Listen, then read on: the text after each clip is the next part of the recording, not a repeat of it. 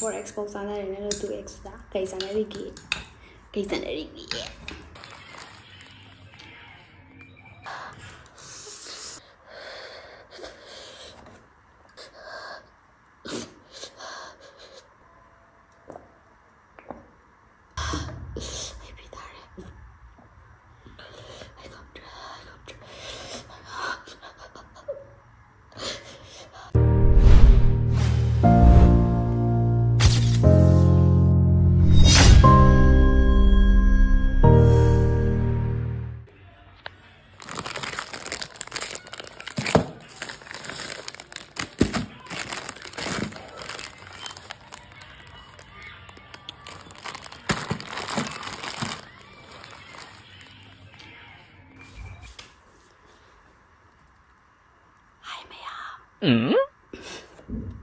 Hello everyone, ahanba maktada mayam pumnamakpu ikongna khurumjari aduga aigi channel asida mayambu taram nokjari asidi 2x spicy se taste tawrake mi loina chaba khoppa loinagre ko mi loinagre chabadi do last aina chakaduni ado isida ngasai hai mahi lerakpane bako adum mangege cha kano ne achare mangegi kano haitar Mangegi ice cream haitar ko ado lerakpane aduga sidana Coca-Cola leire ko aduga ai si tosalaga ai taste tawdoine punsi gi chadri bako si spicy se do ai ngasi taste tawdoine bako tawrase ko mamangda amuk chagraba mamangda ai gi video da amuk chagraba male ko koi manabi mayam tawga ama chagraba male bako aduga anirak sudoine ba yengade 2x te hen chaba ngam ai puk sokpagi moro saba kai kai sam chaba ngam de baduri tot lage hajiko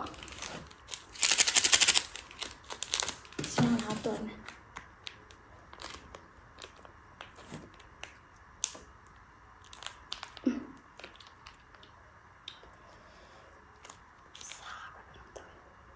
Milo mag tumnagre 6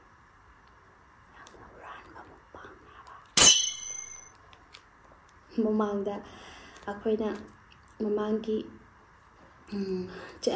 challenge ki duda ko challenge ke tawdo adugida mupang challenge ki duda ahanga atombi ka gi khoina haiba mayam do chumdra adu mayam comment mayam lae ko hadi chumme khotle mayam lae duga ahanna khwai tangalle da comment am sila ebo ko abido thabak yam suningde kamai taida sina hanakpa comment am yawbane ko adudo aina haidune mamangda mayam noi kena tawdringeda mayam tawra amani ba khangda aduduna suning haide haude sugida ba adu oidone ba adudi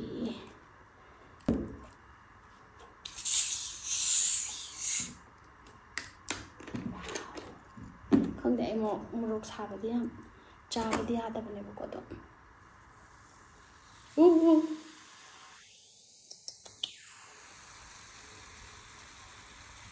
Yes. La hold on.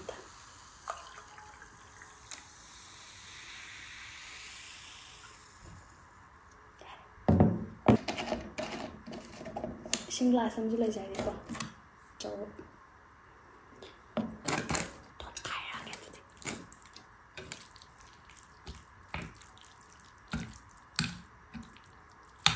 Oh yeah, yeah.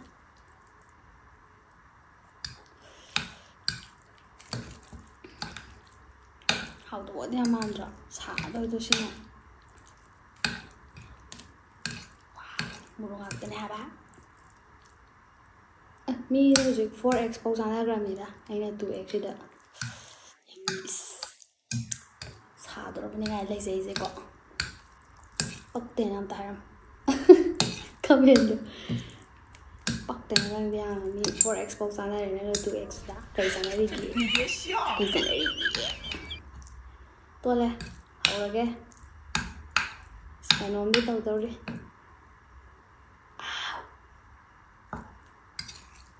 Haurage ko. Lebak sang yang ke mea.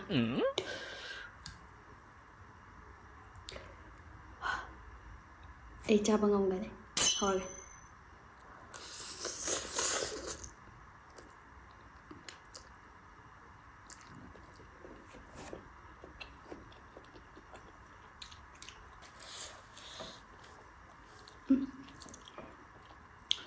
ꯑꯩ ꯁꯨꯃꯥꯏꯅ ꯈꯤꯇꯪ ꯆꯥꯒ ꯆꯈꯥꯏꯕꯗ ꯁꯥꯔꯛꯄꯩꯅꯤꯀꯣ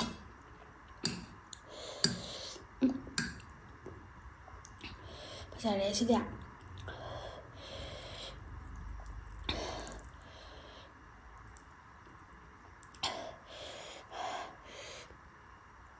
ꯀꯩꯅꯣ ꯑꯍꯥꯟꯕ ꯆꯥꯕ ꯁꯨꯃꯥꯏꯅ ꯇꯧꯔꯗꯤ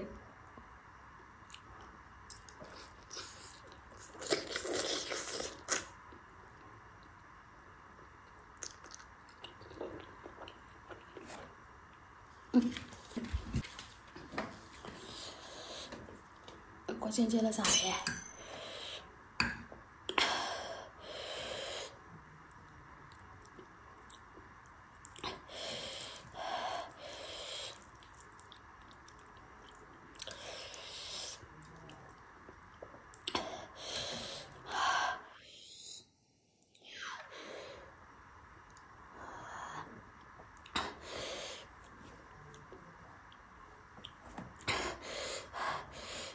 이싱 ꯁꯨ ꯊꯛꯇꯕꯤ ꯇꯧꯁꯦ ꯁꯤ ꯂꯣꯏꯗ꯭ꯔꯤꯕꯣ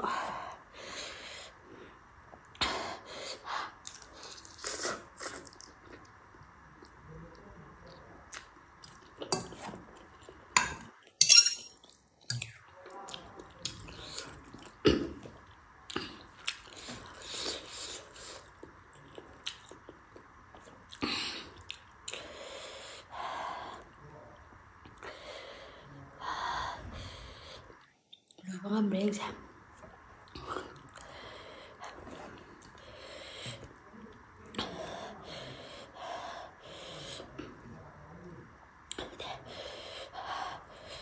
ꯁꯤꯗꯤ ꯀꯩꯅꯣ ꯇꯧꯔꯦ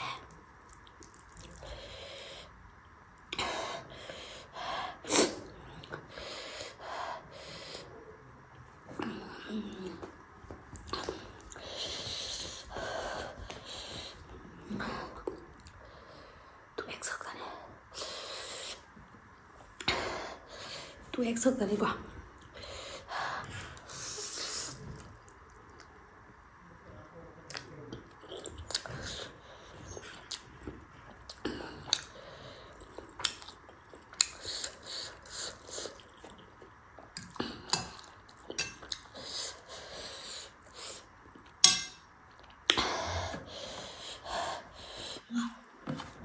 이싱도 ꯊꯛꯑꯔꯣꯏꯒꯦ ꯁꯤꯃ ꯊꯛꯀꯦ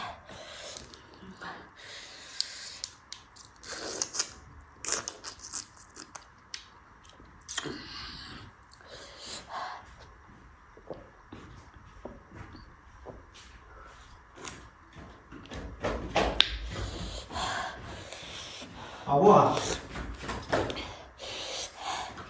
시도해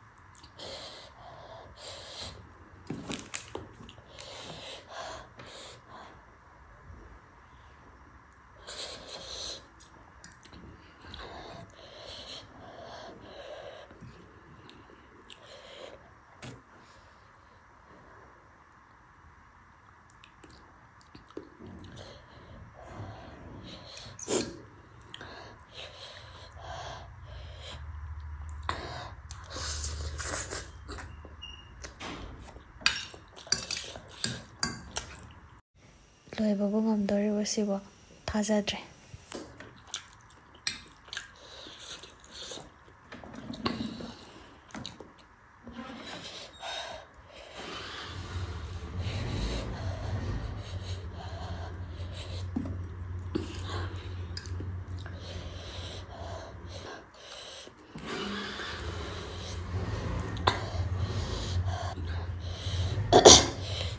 ꯃꯣꯔꯣꯛꯀ ꯆꯥꯕꯗꯨꯗꯤ ꯁꯤꯔꯝꯃꯅꯤ ꯍꯣꯏ ꯑꯩꯅ ꯃꯣꯔꯣꯛ ꯆꯥꯗꯕ ꯑꯣꯏꯔꯝꯒꯅꯤ ꯂꯣꯏꯔꯦ 2x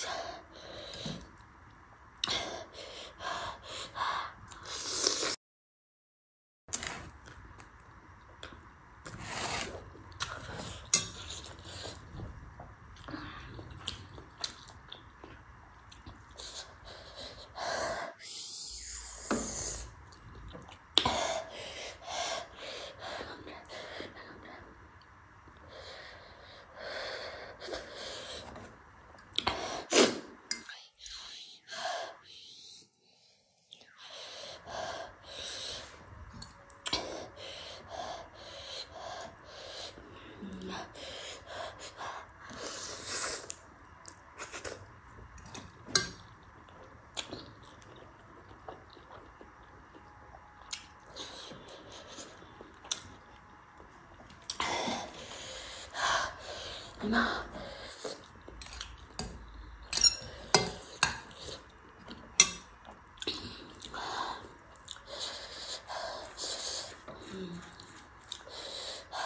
일단 닦게 숨 닦을 거야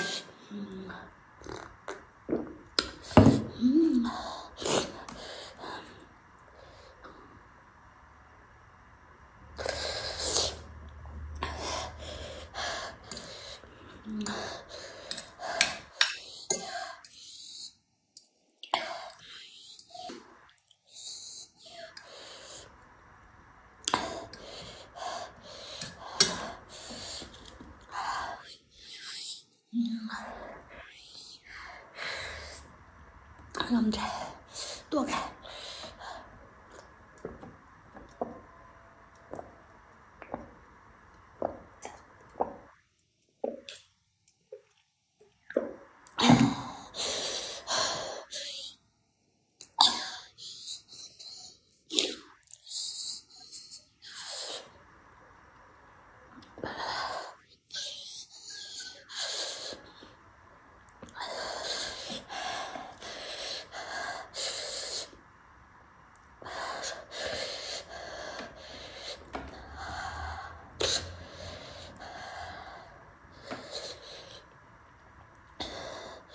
다른 브라질 복사.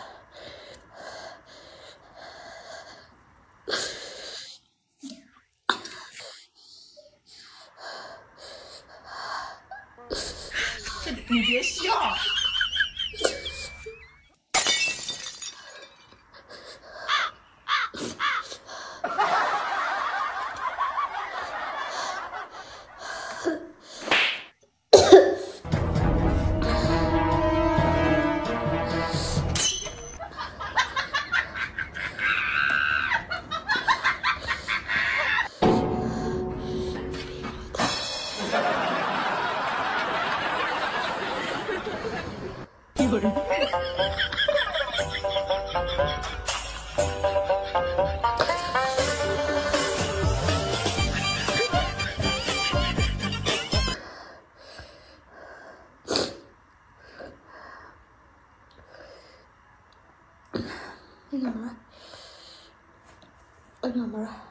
ꯈ꯭ꯔꯕ ꯄꯨꯟꯁꯤꯒꯤ ꯇꯥꯡꯀꯛꯁꯤꯡꯗ ꯄꯨꯝꯅꯃꯛ ꯀꯥꯎꯊꯣꯛꯄꯤꯈ꯭ꯔꯣ ꯍꯥꯏꯔꯕꯁꯨ ꯑꯩ ꯂꯣꯏ ꯀꯥꯎꯈ꯭ꯔꯒꯦ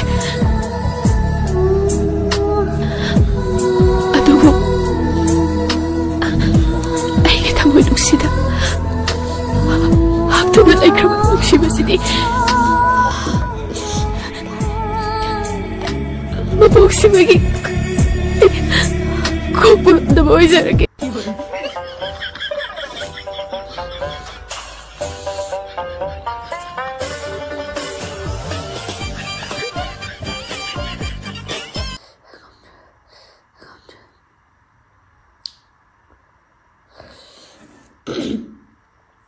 ꯑꯩ ꯉꯝꯗ꯭ꯔꯦ ꯆꯥꯕ ꯉꯝꯗ꯭ꯔꯦ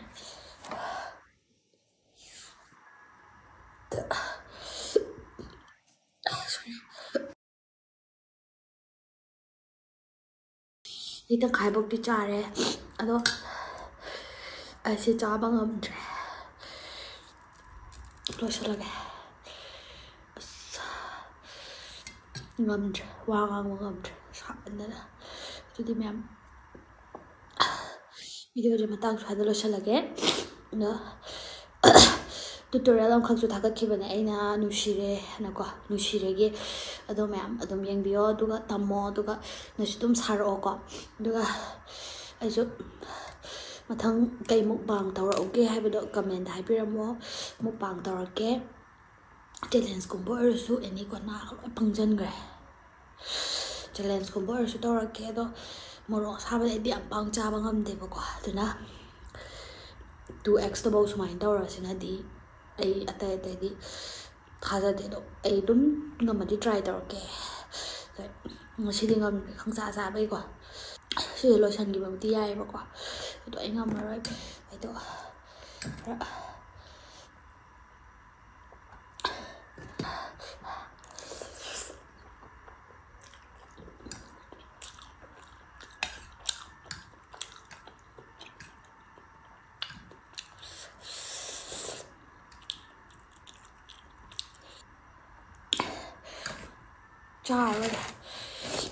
cha cái này tao phải nấu sạc lại đi vậy tua cái sao tua cái ấy đi cây nồi chợ chào rồi chứ ấy chào của bố rồi sự cái nó của bố rồi sự măng ghê sẽ ăn pam dây bao quả đây là măng ghê lẹt bên này sự ăn pam vậy đó ice cream của bố rồi sự quả vô lên nè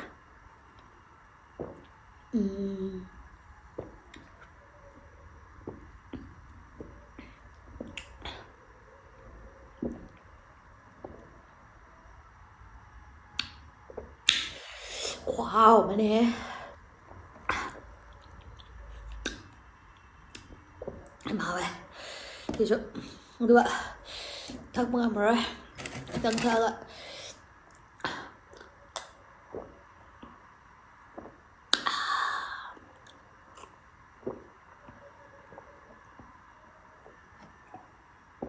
class mà đi thắc tuệ rồi thì mẹ video sẽ nungai te comment hai piramo duga engosidi morok samandana wangang bokop amtangam kitre ado mayamna comment da ai se yumda leira hangak po sam yawe to yumda leine agi mamang ki video da Q&A ke mayam tawgrabani bako ado su mayamna num yengbiyo anoba changpoi taragati ko aduna video se loisalage aduga makha da kari tawrauge kari charauge dai karamba next choreography karamba tawrauge ka habising na chingmasing do mayamna dum comment section da phadabiramo aduga loisalage